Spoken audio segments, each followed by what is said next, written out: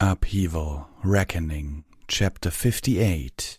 The Six Companions. Twilight still remembered that heartwarming eve when she and her friends portrayed the legendary founders of what would be Equestria. She had nearly fainted alongside Rarity. The Six Companions did more than just discover the land of Equestria. They discovered what it took to bring together three bickering kinds of ponies. They discovered friendship. That made them more than heroes. That made them monsters. The terrible truth assaulted Twilight from nearly every direction. It was in the wails and shrieks of these ghosts, circling them like vultures. It was in the cries of warning from her friends and the sinister glow within the rotten skulls of these alien monstrosities. Princess Platinum waited among them, a mockery of unicorn elegance and nobility, her decadent, fur-trimmed cloak billowing from her like a still-living creature. She was covered in jewelry, encrusted with it in fact. They dangled from her ears with golden hooks, hung from her neck and tail, and wrapped around her fetlocks. Sapphires, rubies, emeralds, diamonds. There was so much that they would have weighed a pony down more than a set of night steel. Yet not even all the luxury could hide the rotting appearance of the ponies who wore them. Here was a pony who made a city's population of slaves dig inside a mountain for her own dark purposes until her oppression forged a seething hatred to last through the centuries. Floating above and in front of them was Commander Hurricane. His heavy barding cracked and shattered in places. A spectral arrow had all but replaced one of his eyes, while broken blades and spearheads stuck out of his back, shoulders, and flanks. Both his wings had been hacked off, leaving only tattered feathers clinging forlornly to exposed bone stumps. Despite the grievous injuries, not a single drop of blood trickled down from his body. It looked like as if Hurricane had died fighting, but the history books said that the Six Companions were always in the Old Kingdom during its last moments. Perhaps these ghosts took on an appearance reflecting how they had lived instead of how they had died. If so, the violent marks suited the leader of the vicious Greywing elite well. The Pegasus who urged his ponies to prey upon ponies now looked as if he himself had been torn apart for meat. Pansy floated behind him, directly opposite of Hurricane. If Hurricane's injuries were brutal, Pansy's were outright bizarre. Her forelegs looked too big for her. There were stitch marks around the shoulders they were attached to. Both her hind legs were that of a lion's and her wings were scaled like a dragon's. Her teeth were all mismatched canines, some oversized, others too small. A long, tattered lab coat, the thing that marked her as Pansy, fluttered behind her. Pansy, the mad doctor who dismembered helpless victims and pieced together abominations, was now an abomination herself. At a distance, two more glowing figures were fast approaching. They had to be Smart Cookie and Pudding Hat. That meant Clover the Clever was missing. Was she not going to take part in this fight, or was she holding back for a grandiose entrance? That was a problem set aside for later, however. Platinum was already rampaging among her friends, and the other two ghostly companions looked about to dive in. A constant wave of dark purple magic flew from Platinum's bejeweled horn. Twilight's shields alone could not have defended all of her friends, but they didn't have to. The abyss's bizarre nature allowed Twilight and her friends to evade the blasts. They galloped in every direction possible, up, backwards, down. It didn't matter what incline they took or how fast they ran. They were always met with firm footing. Pinky, in particular, hopped from one angle to another, always a step ahead of the malevolent light. The Thorns didn't seem to bother either. With the light coming at them, it was clear that the Six Companions had finally caught wind that they were not fellow servants of Oceanus. Lioncourt had a confident smile on his face as he weaved through the blasts, combining deft movement with short teleportation hops. Longstride and Sablesteel were galloping along with the rest of them. Octavia stood on the same spot, playing another melody on her cello. No detection spell was needed to feel the powerful magical energy radiating from the instrument. The blasts flew towards her, only to curve and strike her surroundings. The cello's deep tones rose even over the pained shrieks and wails from Platinum. They washed over Twilight with such presence that she could feel the music on her coat, like a gentle wave of water. On instinct she looked to Rarity, expecting her friend to recognize the piece again and explain what it might be doing. A second later she remembered that Rarity was a dozen feet away from her, still dodging and weaving. Hurricane pulled a large broken blade from his chest and gripped the piece in his mouth. More shards pushed themselves out of his broken body. While Platinum floated towards where they were congregated to unleash her spells at as many targets as possible, Hurricane picked a target and gave chase. That target was Applejack, who was now galloping away from hostile spells and a mass of jagged blades. The implication wasn't lost on Twilight. The Greywing elite preyed on Earth ponies, so Hurricane was simply going after his standard fare. Another moment passed, and Twilight realized that she didn't need to know what the piece was.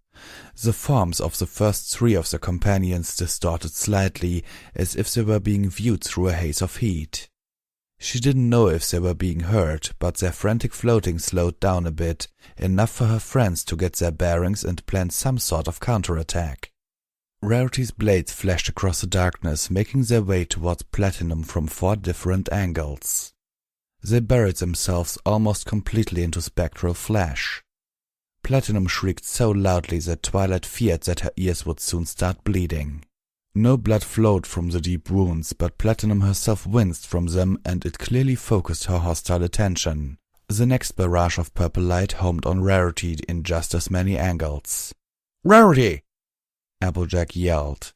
She tried to turn sharply and gallop towards her friend, but Hurricane cut her off at every turn. The ghostly Pegasus swung his blade in a wide arc, catching the very edge of Applejack's head. He followed up with a barrage of broken blades erupting from his hide. With a yelp, Applejack tried a quick turn downwards, but blades came at her from that direction as well. Twilight concentrated. She needed a shield on Rarity and Applejack. Having them a different direction was a strain enough by itself, but the constant shrieking assaulting her ears and the myriad details she had to be aware of just to keep track of herself, her friends, the Thorns, and the companions made this frantic battle a nightmare. The shield around Applejack held strong, saving her from a dozen cuts, if not a complete shredding. The one around Rarity, however, shattered. Twilight gasped. Had she underestimated Platinum's power?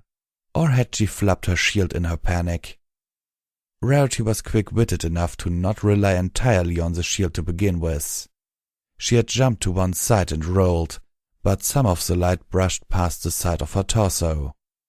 Platinum's din could not drown out Rarity's pained cry. When she got on her hoofs again, a small portion of her left side, no bigger than a filly's hoofprint, was covered with glittering crystals. They cracked and shattered into fine dust, leaving a terrible abrasion. "Help!" That was Pinkie Pie this time. Pansy had taken to going after her. Sable Steel flew in from behind the other ghostly Pegasus, her short blades dripping with glowing white liquid. Twilight shook her head. So many concerns coming at her from every direction. So many. Smart Cookie and Puddinghead finally descended on them, adding more into the already chaotic encounter. It didn't take much to tell who was who. Smart Cookie, the unfeeling engineers of the machines currently fighting the Legion, was more machine than pony. Her metal parts looked like a horrid skin disease gone out of control, consuming her legs, nearly all her torso, and half her face. Her mane and tail had turned into needles and wires. Her forelegs were massive pointed things with whirring blades sticking out at various angles. While the eye from her organic side glowed with the same malevolent purple light, the eye from her metal side glowed red. Her hind legs were free of sharp things, but they were huge, covered in thick armor plating and clearly designed to deliver devastating kicks. In contrast to Platinum's piercing shrieks, Smart Cookie let out a jarring metallic cross between a grind and a buzz. As for Puddinghead, the mere sight of Puddinghead was nauseating.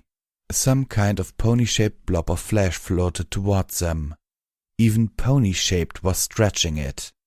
Puddinghead's flesh sagged and drooped like a badly molded pastry. It was hard to even find the stumps that were her legs sticking out from her nearly spherical body. Her cheeks were bulged like that of a squirrel's. Juices and salvia dripped from her lips. When she opened her mouth, a noxious greenish gas wafted past her rotten, jagged molars. Unlike the other companions, who had all pieces of bones exposed, showed signs of gauntness, Puddinghead was all flesh. She wore no attire, save for a gaudy, battered head stuck full of ruined feathers and various beadwork. What Puddinghead lacked in attire, however, she made up in order. Every pony recoiled from the stench.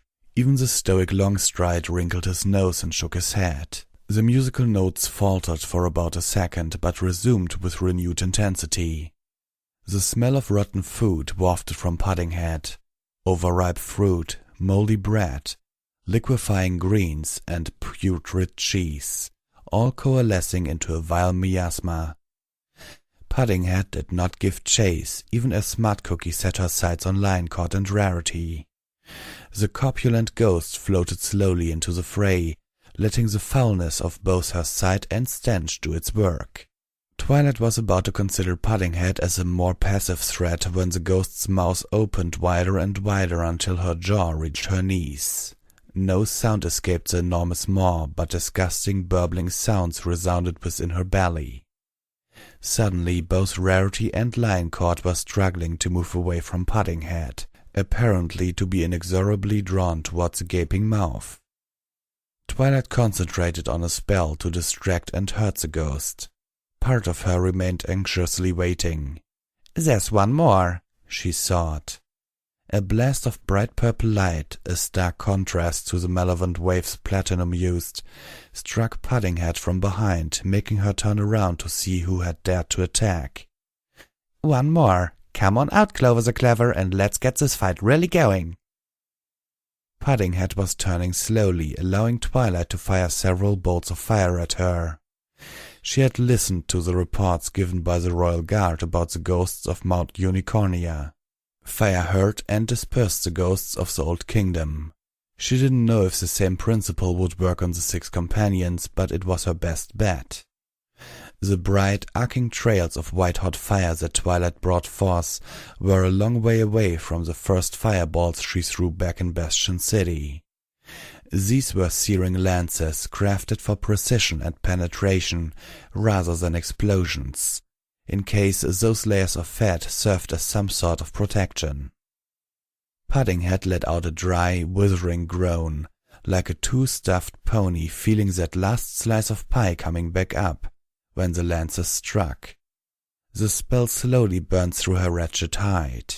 Twilight nearly hopped at the results. Against the mighty Ridentum Maleorum she may as well have been chucking fireworks.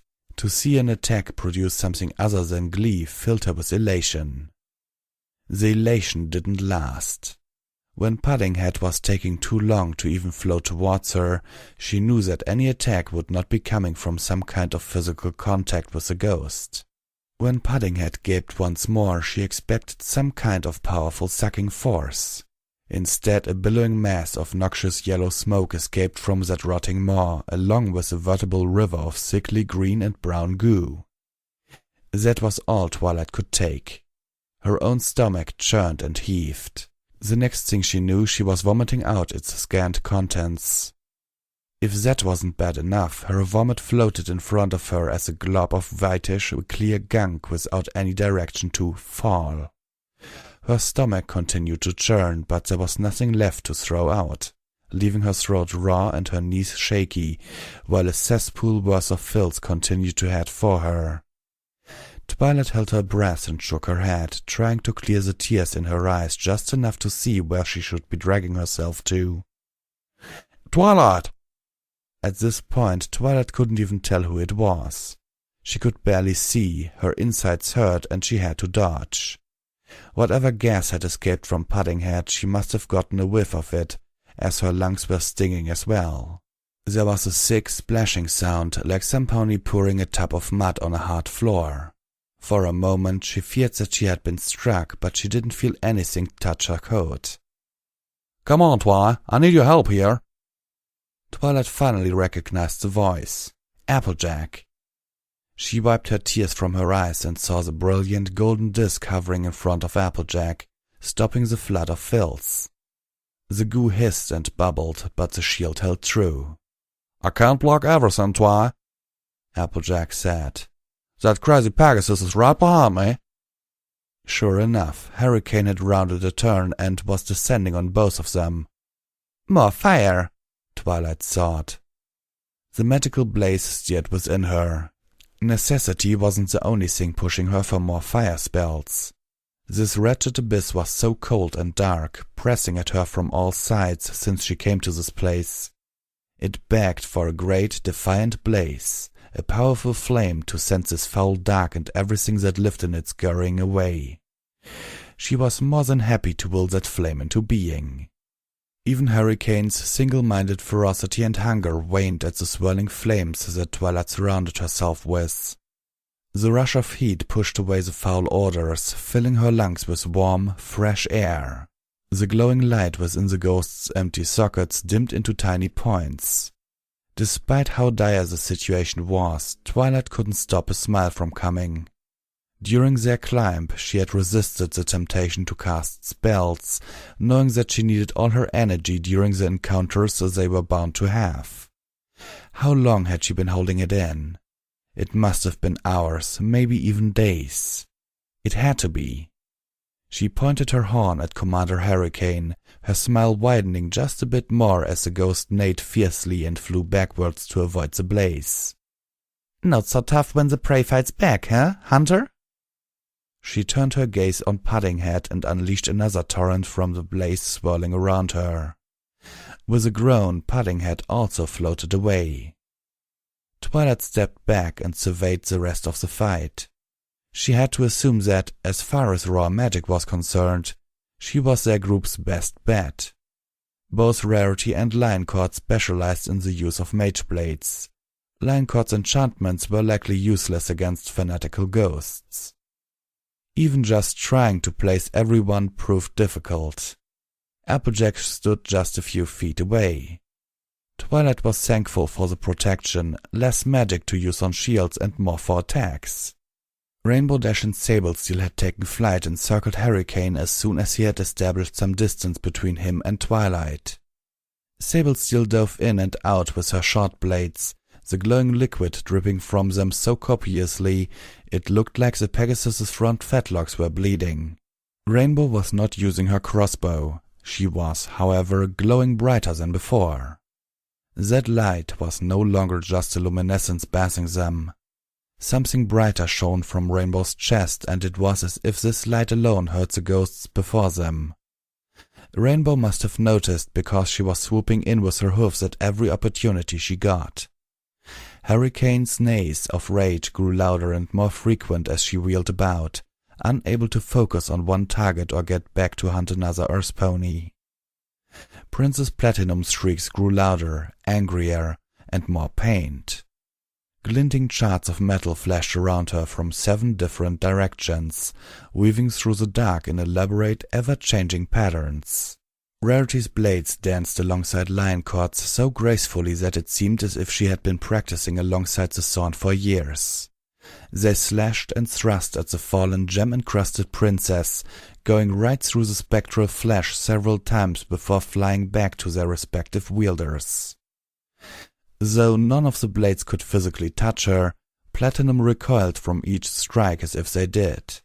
More surprisingly, the bigger blades were not Lioncourt's trinity of swords, but Rarity's quartet of daggers. At least, as they were supposed to be daggers. A translucent, shining image of a much larger straight blade appeared superimposed over the actual mage blade. The furious look on Rarity's face and the sheer swiftness of those mage blades showed just how much the sight of the pony she portrayed in the past was beyond being a mere outrage. Platinum's fury had not gone without damage, however. Rarity's forelegs were covered with gashes. A few fragments of brittle crystal still clung around the edges of the horrid wounds. A portion of her chest and the mage coat she wore had also crumbled away. Lioncourt was still smiling, but his suit showed signs of damage as well, and his deep red hue did not completely hide the blood. "Help!" That was Pinky's shrill cry once again. Smart Cookie was above her, bringing down a mass of ghostly metal plates and spinning blades on her head. Fluttershy flew towards her, but wasn't going to make it on time. Two of Longstride's arrows struck true, somehow finding the right gaps where the machinery and spectral flesh met. It wasn't surprising once Twilight gave it some thought. Black Rose expected this fight with the 6 companions. Obviously, she had outfitted her thorns to be effective against ghosts. Nevertheless, the arrows did little to slow Smart Cookie down any more than the several shafts already stuck to both her eyes. A roaring wall of fire materialized between Pinky and Smart Cookie. She wasn't the only one who had moved either. A looped silver chain flew swiftly across the darkness, snagging Pinky around the torso. With an expert yank, Applejack deposited their friend safely next to them and behind the golden shield. "Thanks, you two," Pinky said cheerily. She went back to fiddling with her stone tablet, tapping it with a hoof and giving it a good shake. "Wherever we are, there's not a lot of lay energy to toss around." Lay what show me or not, Pinky. Try not to get squished by evil ghostly machine ponies, Applejack said. She continued to scan the chaos, looking for more ponies that might need to be pulled to safety. Smart Cookie floated around the wall of fire, recoiling when a few tongues of flame came too close. Being next to Pinky lifted Twilight's spirits a bit, enough to ignore the sickly stink that was crunching her insides. She wiped the last drops of tears from her eyes and concentrated. "More fire," she thought. The wall was a dangerous obstacle, but the free range of movement that the abyss provided meant that the ghosts easily slipped past it after the initial shock. She needed a more direct and powerful blast. It was pointless just hurting these things. All it did was make them angrier. She needed to destroy them. She needed a powerful enough blast of heat and light to utterly destroy them, one by one if necessary. Fluttershy hovered just out of Pansy's reach, the green light of her ruined eye shining brightly and intermingling with bright rays radiating from her chest. Pansy lifted a quivering hoof and pointed it towards Fluttershy. To Twilight's horror, the end of that hoof split open, revealing a circular mouth full of jagged teeth. The limb shot towards Fluttershy like a striking snake. The light from Fluttershy's eye glowed even brighter, and Pansy recoiled at the sight, but the limb continued its path. There wasn't a moment to lose. Twilight sent out a great wave of fire to overwhelm Pansy before the limb could strike. The white-hot flames engulfed Pansy, eliciting an agonized scream from the ghost. And also Fluttershy. Twilight gasped when her friend cried out and flew back, wincing in pain. None of the flames had touched Fluttershy, but the heat was more than enough to hurt her as well. "Too much fire, Twi," Applejack yelled. "You'll light us all up the way you're gone." Twilight glanced at the blaze she still had swirling around her. The roaring flames, so warm and comforting when she first conjured them, now looked more like an unruly beast tugging at her measly control. The glare stretched out even to the distance, but the light didn't improve her surroundings. There was nothing for the light to reflect off, leaving them in just as much darkness as they would have been if there was no fire. Pansy emerged from the flames, her mismatched body parts crumpling away at the edges. Twilight bit her lower lip so hard that she could taste blood. This wasn't fair. What was already too much to the point of hurting her friends wasn't enough to destroy even one of their enemies. What could she throw at these monsters that could save all her friends? A cry from Rainbow drew Twilight's gaze back to where Hurricane was. A trickle of blood ran down Rainbow's shoulder, the droplets forming free floating tiny orbs once they dripped away. One of Hurricane's many blades also dripped the same blood. Sable Steel wasn't unscathed either. Pinkie Pie had galloped over to Fluttershy, a weak stream of colors flowing from her tablet and encircling Pansy's rising limbs. Combined with Octavia's disrupting music, the stream slowed Pansy's charge to a crawl, allowing Fluttershy to recover and hover next to Pinkie. A furious cry from Rarity moved Twilight's attention away. Before she could see where Platinum's location was, however, she closed her eyes and put her hooves to her head. Where should she direct her next spell? And what should it be? "Twilight!" Applejack called out.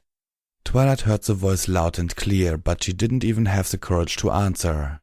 Applejack was expecting something she didn't have, some kind of plan, some kind of next move to beat back the 6 companions. She couldn't think of anything. A beam of concentrated light maybe?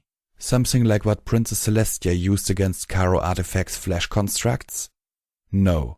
These ghosts needed to be overwhelmed with heat and light, not cut into pieces. Her brother managed to encapsulate the crystal grave to cut off the ghosts its power helped manifest. The 6 companions had no obvious source, but if she could encapsulate them in a globe of magical force, she might be able to make them disappear. A quick glance around once more easily showed how problematic that would be. Their enemies flittered about in a wild pattern, showing no attempt to work together to bring down their targets. The 6 companions seemed more a title of convenience than anything else. "Twilight!" Applejack called out again.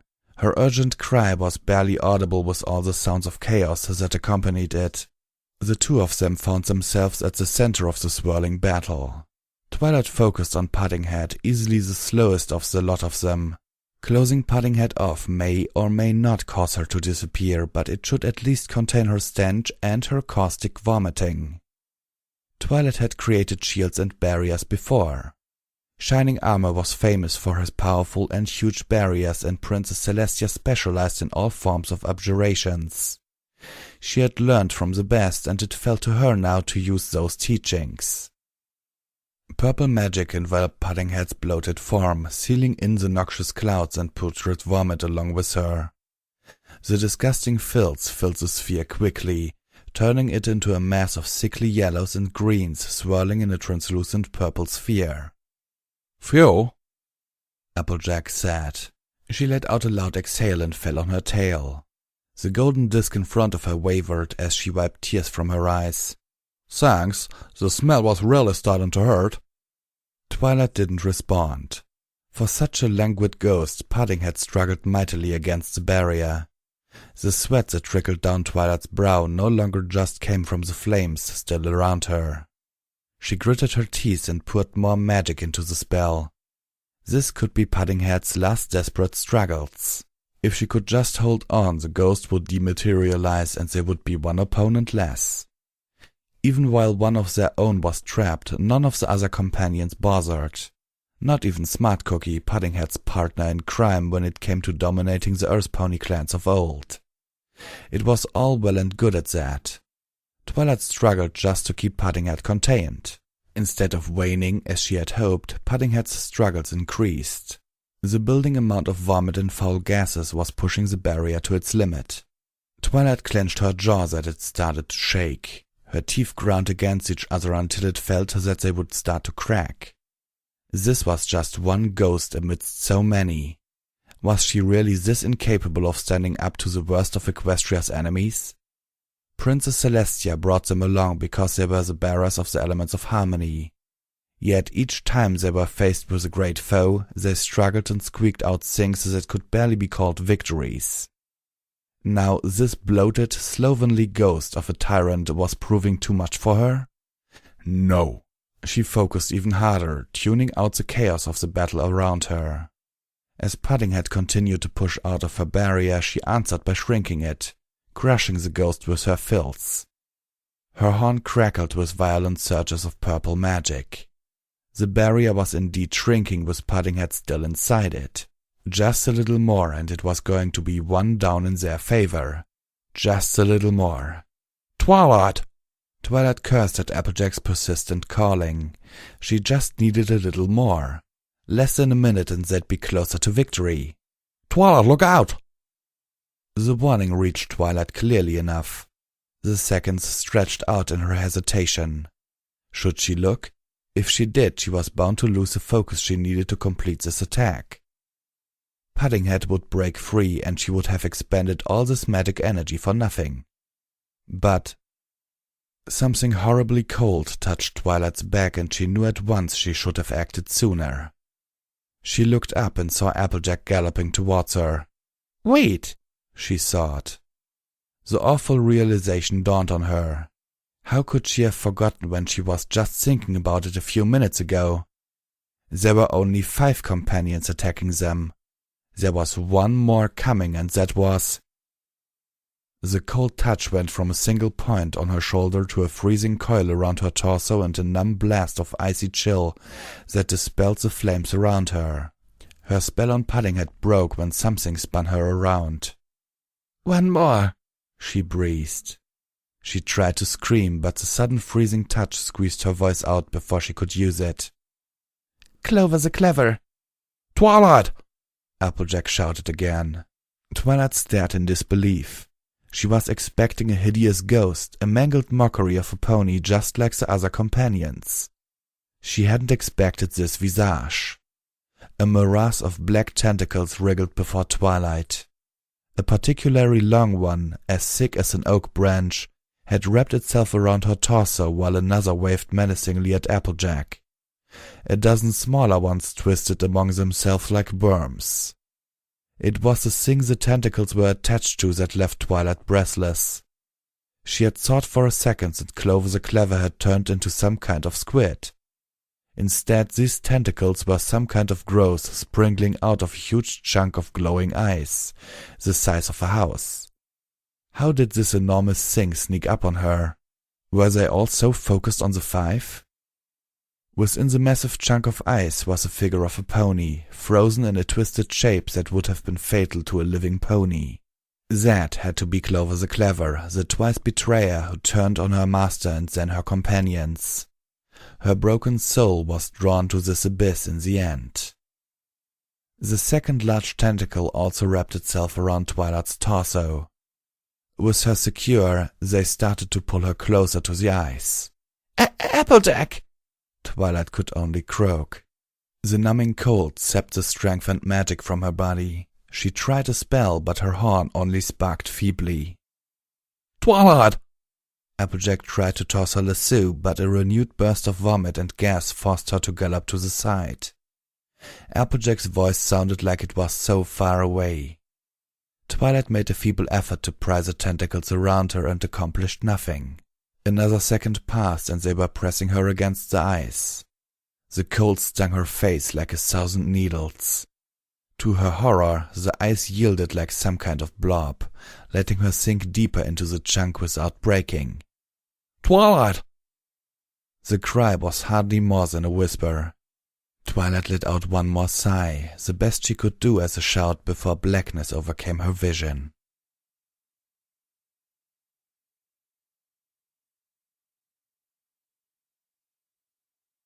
Do I really have to say much here? First of all, I want to say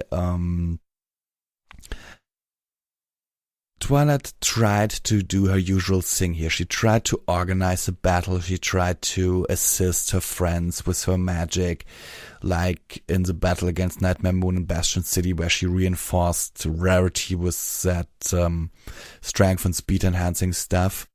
But if she had a checklist right here, she would be cursing herself because there would be one point she wouldn't have been able to check. And that, in my opinion, would have been look out for Clover the Clever. As I mentioned in the former chapter, and as mentioned here, yeah, only 5 companions. Where was Clover the Clever?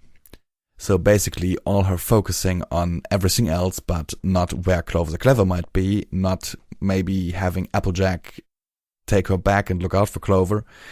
But of course, Applejack warned her, but Twilight didn't look. So, yeah. First, she earlier in this chapter said that just a little more and it would be 1 down in their favor. Yeah, well, now it's one down in the ghost's favor, as it looks. And yeah, well, sincerely yours, Visual Pony, and let me know your opinion.